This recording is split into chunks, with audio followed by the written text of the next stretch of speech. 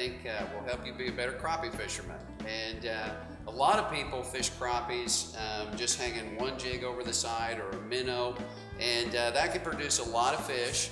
That's a technique that everybody has used for a lot of years, and but I want to show you something that you can be competitive with and helps you catch a lot more big fish. And so if you're into tournaments, this has been a technique that has produced really good results. Last year during the tournaments, we scored very, very high and had high weights, and it was because of this presentation.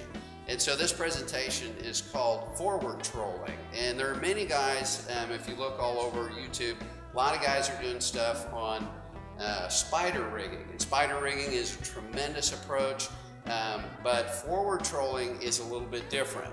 And forward trolling uses the big motor, and you can see that I've got a Honda on my boat because I do a lot more trolling. You can't really troll all day long with a two-stroke engine without getting a lot of vibration and aggravation out of it. And this engine will troll all day long, use almost no gasoline, it seems like, and it's just 100% reliable and bulletproof. I just love it. And so the next thing that's really important is to get the rods spread out right. And I'm going to spend some time talking about how these rods are laid out, why they're selected the way that they are. And I would tell you that I've worked this technique down quite a bit from when I started, and I think most of what I've learned, these were techniques that I learned while I was walleye fishing. And so this is a pretty similar to a lot of forward trolling techniques that are done in the walleye circuit, applied to crappie fishing. And when I first began to do this, I never would have believed that crappie would take such large lures. And of course, the great thing about that is that with large lures, you catch larger crappie. And so that's the main advantage to this technique. That's why it produces larger fish than some of the other techniques. Also, a lot of people think that crappie that they're a slow fish. And I have caught crappie trolling all the way up to 5 miles an hour. And so many people just wouldn't believe that crappie will do that, but they will attack like a bass, and they're not afraid to attack something going 5 miles an hour. And so I think one of the main things that makes this so competitive when compared to spider rigging is that most spider rigging takes place at a mile and a half or a mile and a half an hour. And forward trolling is 2.5 miles an hour. So if you do the math on that, what you get into is that you take the same number of lines and you pull them twice as far. And so that's why this is so effective. So I just want to kind of start there, and then we'll move to looking specifically at the rods. So one of the big problems that everybody has with trolling is lines getting tangled. And I think the main advantage that a lot of people have and that they like about spider rigging is that they can spread their lines out and not have quite so many tangles. So if you're going to forward troll, you've got to figure out a way to spread your lines. And so my application in this solution is to go with some rod holders, and to go back again, like what I said with walleye fishing, is to take some of the equipment that's being used in the walleye fishing circuits today and apply that to crappie fishing. So first place I want to start is with this rod right here. And this is a rod that will go ahead and spread this line. And if you look across here, you're almost at 20, you're spreading lines at more than 20 feet. That's if you don't use a planer board. And so you take a rod like this, and I bought these rods, and again, they're the walleye trolling rods. They have a short, straight handle, and then they have a regular bait caster on there, just like a bass rod. But then they use composite line, or the super lines. And this is a 20-pound super line, which is usually about a 6-pound diameter, which allows you to get some of the really small crankbaits really deep. And the other problem that you can eliminate with super lines is line stretch. And the vast majority, if you watch fish attack lures with the underwater cameras, they'll spit that lure about over half of the time, mostly because by the time the boat moves forward, even at 2.5 miles an hour, too much slack is in the line. The best way to get rid of slack is with having no slack, and the only way to do that is with super lines. And so, so we'll talk a little bit more about that in a minute. But if you take a rod like this and you put it in a rod holder, I like this particular style of rod holder because no matter who's running this rod, you can pull it up and it comes right out, and you can pull the rod right at you. So no matter who it is, no matter what's going on, the rods will come right straight up and back and in your hands. And so that's a pretty good way to handle the rods and not to have them tangle. And so in the next shot, what we're going to do is show you how it is that you put out different types of sets so that you don't have so many tangles. And once you take care of the tangle problem, then you've solved so many of the problems that you would have with forward trolling that keep guys from doing a technique, I think, that is actually better than spider rigging. Okay, so I want to go over the 3 different rods that we're using, and this is the outside rod, and this is the middle rod, and then this is the back rod. And so what I want, they're set up this way on purpose, and it's after years of experience of tangle lines, and everybody knows what I'm talking about, and just the mess that you can get into when lines overlap, or somebody's not really paying attention to what they're doing with the steering wheel, and then they cut, or they make an S turn too tight. And so all those kinds of things are really a problem. So if you can really mitigate a lot of those problems by the way that you rig each rod. And so on this rod, the outer rod, what I like to do, and people just wouldn't believe this, but this is a bass lure, okay? It's what it's designed for, but it's also the best crappie lure that you can probably throw for monster crappie. If you look at the size of a crappie's mouth and put that up against the size of the average bass that bites this, it's about the same thing. And I'm not sure why this is a Walmart lure, but boy, does this one produce. It does have a rattle in it, and it really was a producer for us last year. But anyway, the reason that I have such a large lure on the outside rod is because you need to be able to cast it on bait casting equipment, which is typical bass fishing equipment. So what I have, and you don't have to do this, we learned this last year, but this is a fluorocarbon leader, 14-pound fluorocarbon leader, which is pretty good at coming off of snags if you need it to. And then it goes up and it's a uniknot to some 20-pound super line. And so, but that in itself is not the solution to spreading the lines and keeping things from tangle. You then have to go to what again is the walleye equipment, which this is called a planer board. And so basically the way that works is to put this and put this in the slot, pull this pin, and then clip this on. And so now this lure then, after you cast it out, however long you want to cast it out, which are different lures or different lengths behind the planer board. So this is now working and pulling it away from the boat. Typically it comes out at maybe a 40-degree angle. I made my boards just a little bit more buoyant. They were digging too much in the water, and so I added a little bit of different flotation to the back of this, and I think that it works just a little bit better if it's a little more buoyant. And when the planer boards hit the waves, then they induce that same type of erratic action into the lure. So when you make a turn and the board starts bouncing and accelerating, the same action is imparted to the lure. And the main trigger for a following fish is a change in velocity. So as you increase and decrease the velocity, that is a major trigger for crappie, just like it is for walleye and for all fish that you're after, really. And so anyway, that is how you can spread the line. Now, there are really 2 different strategies that I employ to keep tangles from happening. One is to spread the line, and the other is simply to take that line and put it in a different place. And what I mean by that, if I go to this middle rod, is I've got this one. So if we think about this, I've got the outside rod way out, away from the boat. And then I've got a rod that is going down. And so here is, again, going back to what's going on with walleye fishing, here is a situation. This is This is something that's being used in walleye circuits, but with a really different twist to it. So first thing I will tell you is that the vibration frequency has a lot to do with triggering fish. And so if you have a long-billed lure, the lure will wobble in the water and it will be kind of a low frequency type of sound wave that's kicked off.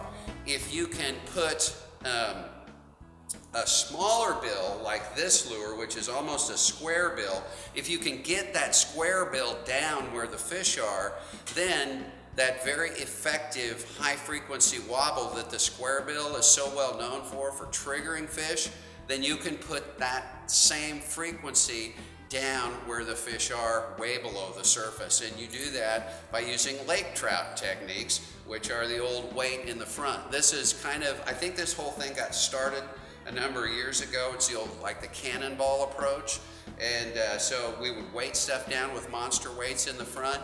And then now with that type of a presentation, now we can put on different lures that have different frequencies and different vibration patterns than you would if you had to use the big bill lure in order to get depth. So to review then, the out rod, the rod that's out on the side, the far out rod, that one is taking it out with a planer board. It's accelerating and decelerating. You're getting frequency oscillations that change with the wave patterns. And so you're getting a whole lot of different action on that planer board. Then now we're using a technique to drop the line straight down. And the reason that this is straight down is because it gets you away from the next rod, which is this rod out the back, which is straight out, which is the standard presentation. So where these two, if you didn't use some type of a weight to take this line down away from it, then when you foul it up, and you turn too tight or whatever it is that happens, or you cross casted each other and crossed over the lines, and then the lures pull over the top of each other. And sometimes remember that a lure doesn't pull perfectly straight, so sometimes it'll plane left or it'll plane right. And so those things get really frustrated in the boat. I know you all know about that. But so then let's use the middle rod to take the lure straight down away from the rod that goes out the back, which is what's called old long line trolling, okay, which is so effective. And so we'll talk about that next. Okay, so I want to talk about this last rod, which is the inside rod, and there are of course two of them on the boat. And this is the old, what we refer to in fishing as long line trolling, which is cast out a lure and pull it. We've been doing that for years. The problem has been, and it's really effective, the problem has been, how do you do this without making a giant tangled up mess? And so you can kind of see now where you have an out rod that is way away from the boat, a middle rod that's straight down, and then a long line that's straight back. And then that's really going to solve a lot of problems. So there are many, many lures out there that really are good lures. And the Shad Raps really do match the hatch, and they are killer. And this particular type of Shad Rap has a rattle in it, and it has a high frequency vibration. And the reason it produces that is because of the break in the tail. And so then it can really produce a high frequency vibration. Something that I want to go over before I get to lures is this clip that I use, and I believe it's a Bill Norman or Bill Lewis clip, whichever it is. But this is the secret to really fast fishing.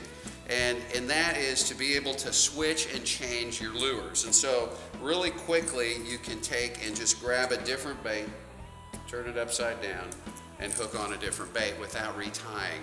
And so that is really a key to speed, because if you're tournament fishing, you can't afford all this downtime. You've got to have those waters in the lure, in the fish zone, perform at 100% as much as possible, and you just can't have one rod that's out of the water. So then I want to talk again about this, and this one has a fluorocarbon, and again I'd like to say that that is not necessary. You can tie direct with super lines, and I talked about this on a number of times on my other videos. This is nanofill, and in my view is the finest fishing line that I've ever used. It's the smallest stuff. You can tell if the lure is working properly because it has zero stretch and it is super fine like hair. And so it just cuts the water and allows the lure complete freedom to function the way it was designed to do. And you can see on your rod whether or not that lure is working properly. So that is kind of covers what we've got for the different rods. One thing that I would say if you're going to be looking for rods is that, remember, you're trolling, you don't have the rod in your hand, you don't have the ability to do a hook set.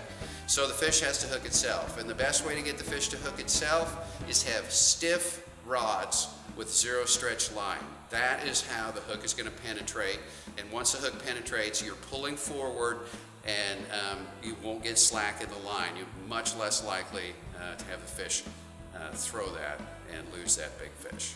Okay, while I'm right here, I'm in this part of the video, I'm going to show you a technique that really works well. And remember, when you're trolling for crappies, like with this set, there are times when you can find a school of fish and really home in on those fish, and you can mark them with a GPS, and then you can hold on that school and you can just tear them up. And so I want to show you a trick for doing that. Now, the first part of this trick a lot of people have seen, which is when you tie multiple jigs, and you, like in this case, there are 3 jigs here.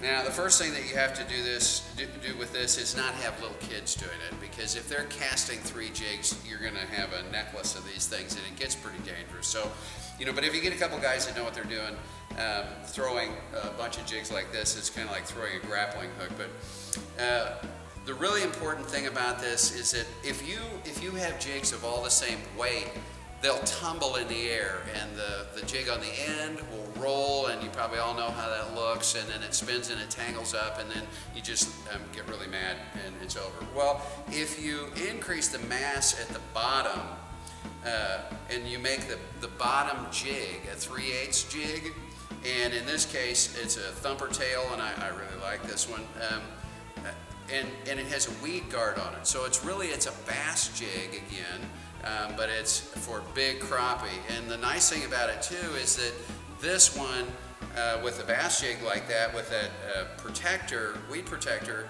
is the cool thing about that is that so you can dredge the bottom when you're doing it, and then off the bottom right here, which is where a lot of crappies actually sit, is then you've placed this second jig right off the bottom, and then this one for even more aggressive fish up higher. So the lower a fish is, the less aggressive it is. The higher the fish is, the more aggressive it is. So if you really are pulling this through a school of fish, you can keep these jigs exactly in the right spot as you bounce this along on the bottom to keep the depth exactly right.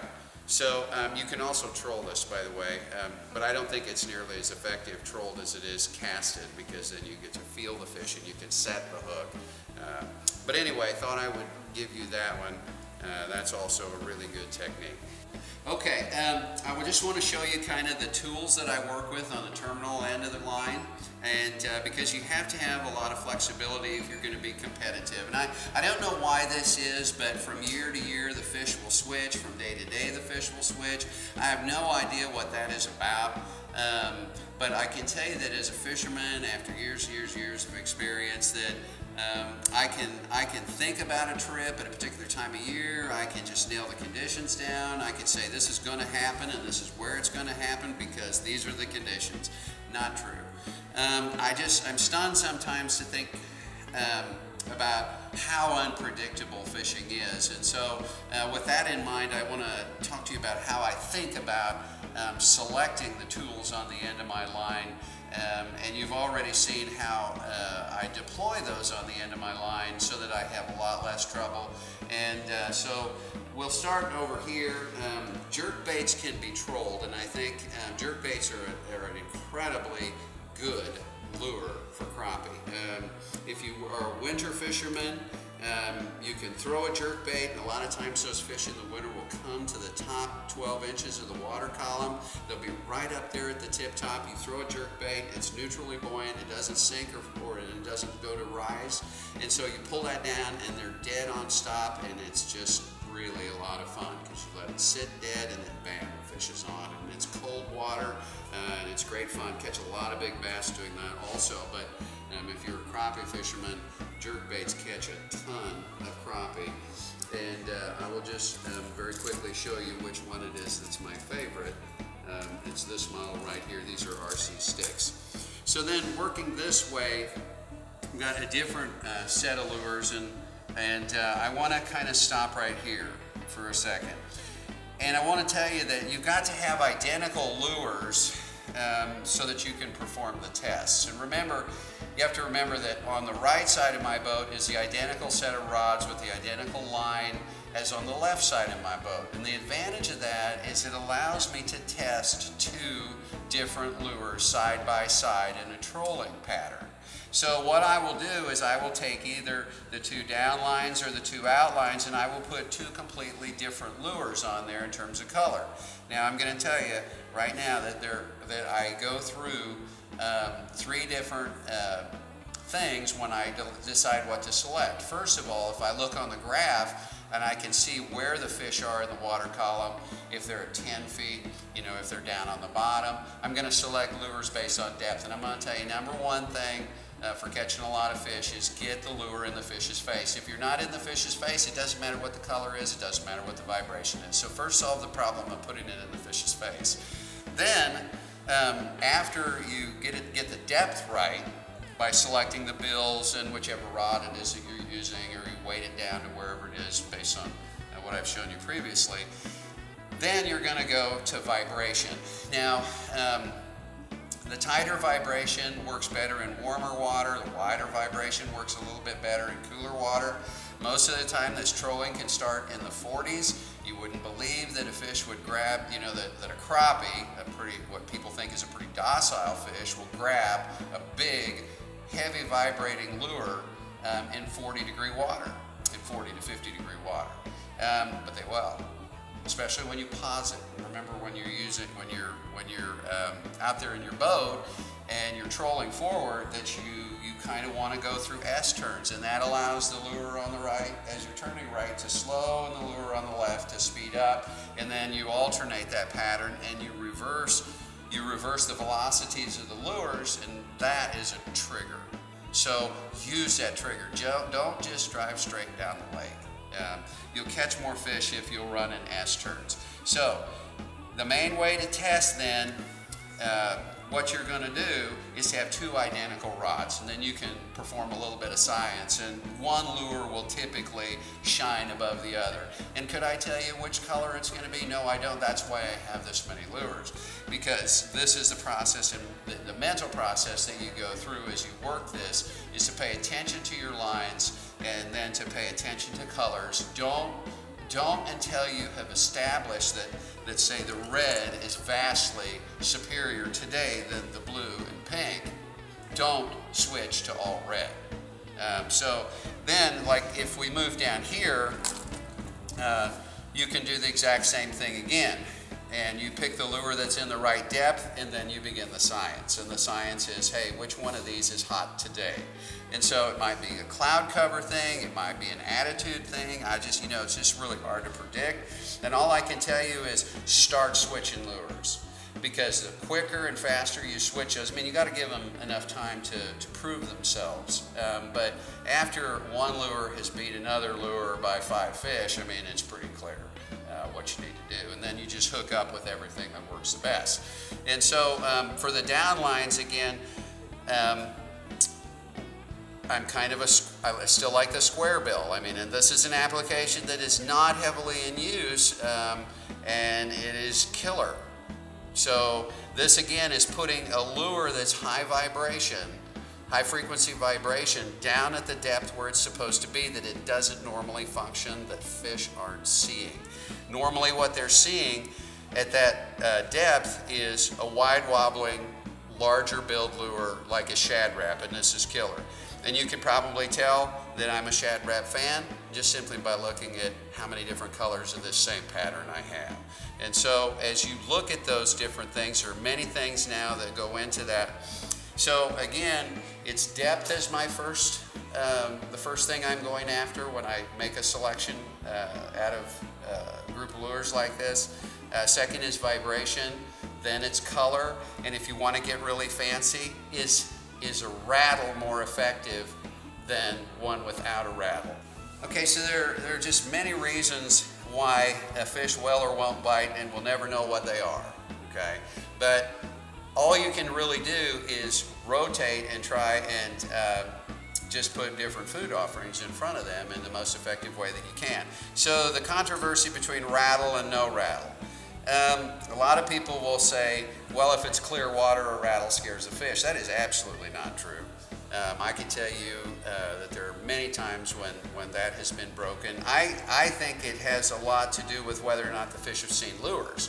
If the fish haven't had a lot of lures drug in front of them, then they're going to be much more natural and much more aggressive and much more willing to bite. And so the fish that we're talking about today catching, which are open water fish don't see all those lures on the bank that the guys are just pounding the banks with. And they have an opportunity, you have an opportunity because of that, because you're fishing fish that aren't heavily fished, to go ahead and use some more aggressive techniques. I'm going to tell you that overall I'm a rattle guy. Even in Lake of the Ozarks, my home lake, which is what I would classify as heavily used water, fish still like rattles. So last thing, you know, we've gone through a lot of presentation here. We've gone through a lot of equipment. We've gone through my lure sequence, selection sequence, about how I think about picking a lure up out of the box and using it. And but the last thing is, you know, after you've gone through vibration and color and you know all the factors, is sharp hooks.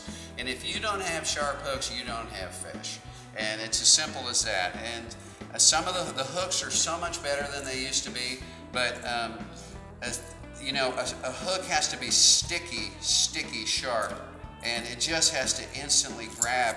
You know, it has to grab you, and if it doesn't, it won't penetrate the fish. And so, especially because you're trolling and you're not setting the hook, other than the tension increasing on the lure, driving that hook through the fish's lip, there's no hook set. And so, if you have no hook set, then you must rely on really ultra sharp hooks. And so, the difference between winning and losing in tournaments is absolutely the quality of your hooks. And so I hope you've enjoyed this video. I hope you learned a lot. Remember to put the big ones back and eat the small ones, and everybody can have just a great time. And trolling is such a great thing for kids and families. You know, I hope that if you're a person that's not a tournament fisherman, that you'll try this with your family, and because this is something that your wife can do. Maybe you're just certainly not as sophisticated as we are in the tournament world, but you can long line troll, and maybe some of the things we've talked to you about today will help you. So good luck out there on the water.